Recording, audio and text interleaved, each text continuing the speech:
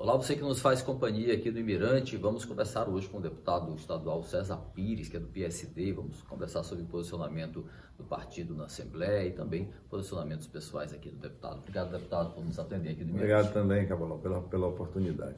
Vamos começar falando um pouco sobre a Assembleia Legislativa. O ano começou movimentado ali, com definição dos blocos, redefinição de blocos, alguma certa polêmica que aconteceu na eleição da CCJ. Como o senhor avalia esse ambiente na Assembleia hoje e acredita que o ano eleitoral vai esquentar os debates daqui para frente? Olha, aquele imbróglio da CCJ deu para se ter nítido conhecimento, a nítida convicção da importância da Assembleia, que ela pode, às vezes, barrar muita coisa de governo. Quando o deputado Otelino Neto estava com a exposição de um certo grau de distanciamento do governo, ele se mostrou que a Assembleia era forte e que podia fazer tudo contra o governo. Tanto é que chamaram ele. Depois disso, ela voltou ao status que era lá atrás. Aquela Assembleia acomodada, aquela Assembleia leniente, aquela Assembleia calma, sem saber utilizar a força que tem. Talvez até pela desconfiança entre um outro colega, que às vezes que se tentou fazer CPI, o governo chama e a pessoa tira resultado. Às vezes tem 19, quando você se espanta tem 13, o que não dá para aumentar. O mínimo seria 14. Pedir para poder correr a CPI. E não aconteceu. E a gente fica, às vezes, receoso. Bom, quem vai botar o guiso? Quem vai comprar briga com o governo? Você pode criar um processo de isolação quando você busca mesmo mostrar que a Assembleia tem força, com medo dos seus pares não prosperarem com aquela tendência de se fazer um processo investigativo. E aí a Assembleia perde com isso, que ela tem uma das bases dela é a investigação e também construção de leis. A construção de lei é muito complicado, quase tudo esbarra na inconstitucionalidade, quase nada você pode fazer. Ela se resume, em determinado momento, a dar prêmios, medalhas, reconhecimentos, mas a construção do projeto de lei, às vezes, é muito complicado. O senhor falou de comprar briga com o governo, nunca foi um problema para o senhor isso aí. O senhor sempre manteve uma postura oposicionista ao antigo governador, Flávio Dino, considerando que o Carlos Brandão, atual governador, é uma extensão do governo Dino, sua postura de oposição permanece a mesma, no mesmo tom. Como o senhor vai se portar neste ano eleitoral também?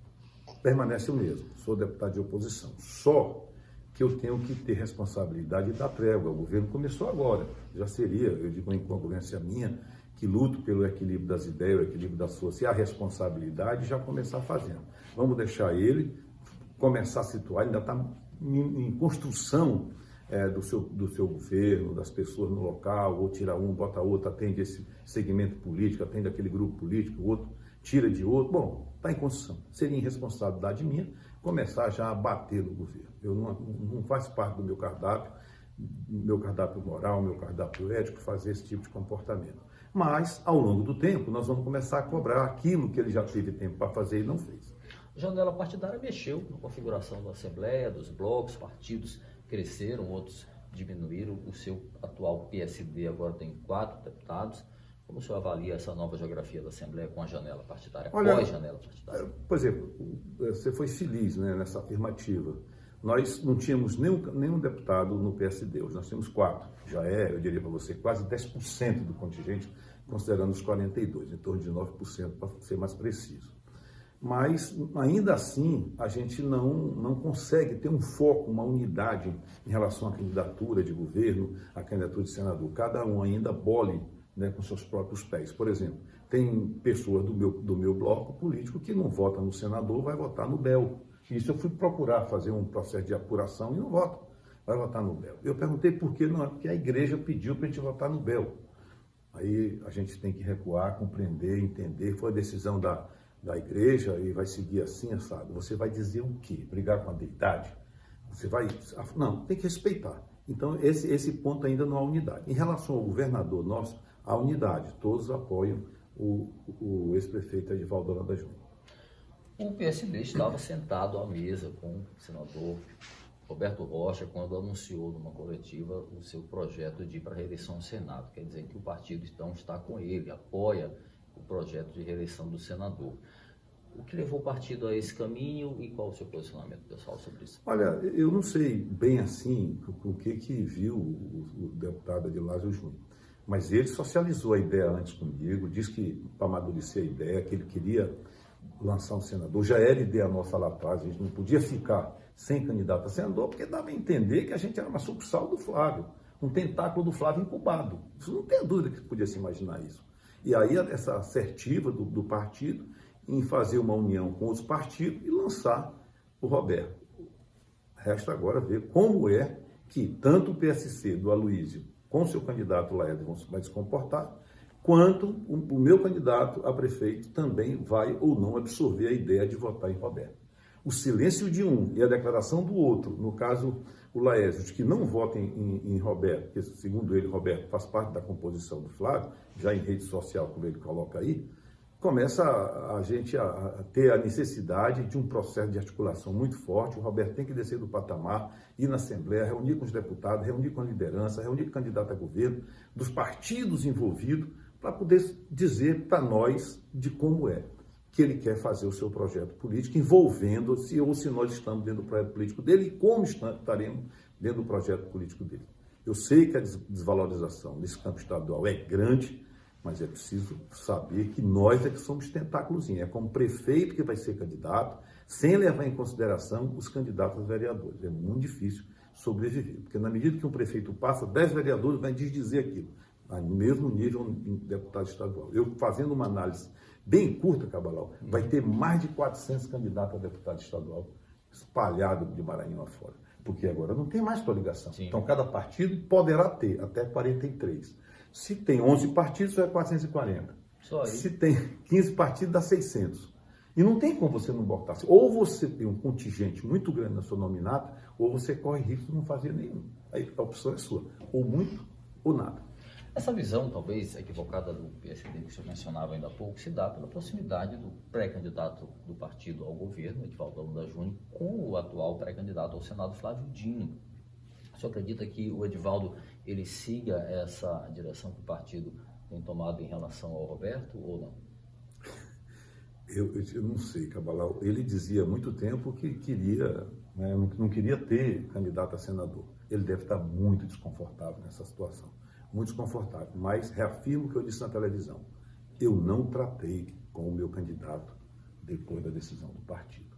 Acho que ele não comunga pelo que eu ouvi, mas preciso ouvir dele essa situação. De qualquer ordem, a sorte está lançada, o regime partidário é presidencialista, não é congressista, não é paritariamente decidido, e o presidente decidiu, me consultou antes, e eu disse para ele que era boa medida. Eu não posso agora dizer o contrário, eu tenho que apoiar a atitude do meu partido, do meu presidente. O senhor comentou ainda há pouco sobre a nominata e especificamente sobre o PSD, como estão as chapas proporcionais, já estão definidas, só para a gente finalizar? Cabral, não. Nós temos quase 80 candidatos, como eu fiz para você, temos um quantitativo de mulheres que a lei requisita, temos que fazer um filtro, esse filtro será feito pelas pessoas que indicaram, no caso, o deputado Edilácio, o deputado JP, o deputado Pastor Cavalcante e eu, mas a Mical também, que tem também o seu contingente que colocou ali dentro. De ordem que nós vamos sentar junto com o meu candidato, o deputado Edivaldo, e vamos dali fazer. Se sobrar muito, nós vamos, a proposta minha é fazer coletivos, para que não fique ninguém de fora e ajude, né, a candidatura do candidato do partido a governador. Essa, para mim, é a melhor ideia, é a ideia que os outros utilizam quando tem um contingente muito grande e não se quer desgostar ninguém. O filtro vai ser a perspectiva eleitoral de cada um, até chegar aos 43, onde ali deve ter 13 mulheres e 30 homens, como assim determina a lei. Daí, o excedente, nós vamos tentar fazer coletivos, para que ninguém fique fora. A proposta dos coletivos tem sido uma tendência, foi, inclusive, teve êxito agora nas últimas eleições municipais, na Câmara dos Vereadores. Vamos ver qual os seus olhos em relação aos coletivos.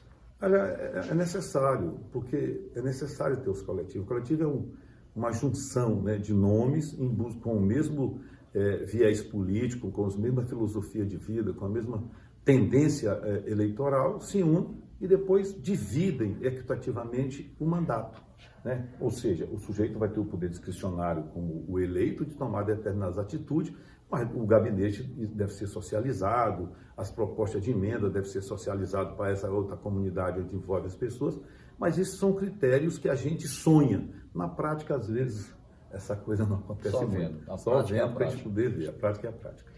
Deputado estadual César Pires, obrigado por nossa conversa aqui no Mirante. Obrigado, Teobalo. Obrigado a você e a todos. Obrigado a você pela companhia.